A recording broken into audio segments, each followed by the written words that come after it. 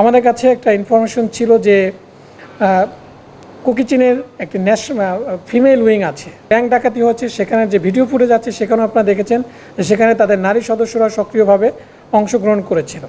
তাদের নারী সদস্যের সংখ্যাও অনেক, প্রায় 50 জনের মতো নারী সদস্যের সংখ্যা তাদের রয়েছে। সে লক্ষ্যে আমরা কাজ করতে গিয়ে আমরা আকিম বম নামের একজনকে পাই, আমাদের সন্ধান পাই। চিনি আমাদের এই লাইমিপাড়া, বান্দরবানের থেকে প্রায় 6 কিলোমিটার দূরে যে লাইমিপাড়া, সেখানে অবস্থান করছে। সেই তথ্যের ভিত্তিতে গতকাল রাতে, আজকে মূলত গতকাল 3টা থেকে আমাদের একটা অভিযান শুরু হয়। সেই অভিযানের প্রেক্ষাপটে আমরা আজকে 6টার সময় লাইমিপাড়া থেকে আকিম বম নামে একজন কুকিচিনের সক্রিয় সদস্য, যিনি দেশে এবং বিদেশে প্রশিক্ষণপ্রাপ্ত, আমাদের কাছে যে প্রাথমিক জিজ্ঞাসাবাদে যেটা জানতে পেরেছি তিনি মিজোরামে থেকে প্রশিক্ষণপ্রাপ্ত এবং তিনি বান্দরবনের গহীন পাহাড় থেকেও সে প্রশিক্ষণ নিয়েছে। তিনি মূলত কালনা নামক একটি স্কুলে পড়াশোনা করত, যেটা কেওক্রাডাঙ্গের একটা স্কুল, যে স্কুলে তার বাবাও শিক্ষকতা করত।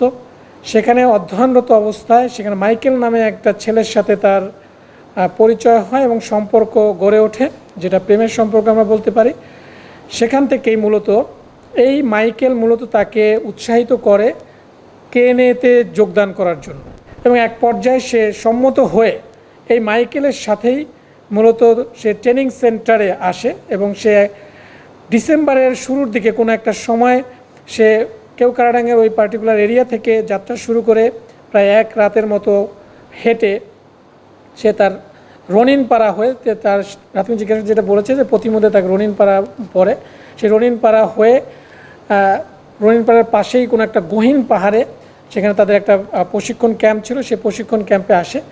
তো আমরা এটাও জানতে পেরেছি যে এই কিছুদিন পূর্বে, এই ঘটনার কিছুদিন পূর্বে মূলত এই আকিম বম সে রোয়াংছড়িতে এসে থাকে, মূলত তার পাইখং পাড়াতে তার বাড়ি, সেখানে থাকে। যখন এই ঘটনা ঘটে সেখান থেকে তারা শিফট করে আবার লাইমিপাড়াতে এসে এবং সে একটা উদ্দেশ্য নিয়ে আসে।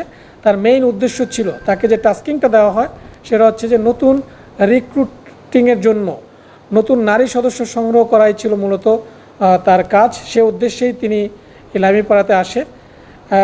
সেক্ষেত্রে আমরা বলতে পারি যে সে একজন রিক্রুটিংয়ের এজেন্ট বলা যায় এবং অলরেডি যেটা আমরা ইনফরমেশন পেয়েছি, সে কয়েকজন সদস্যকে অলরেডি এটাতে সম্মত করেছে যে এই প্রশিক্ষণে যাওয়ার জন্য।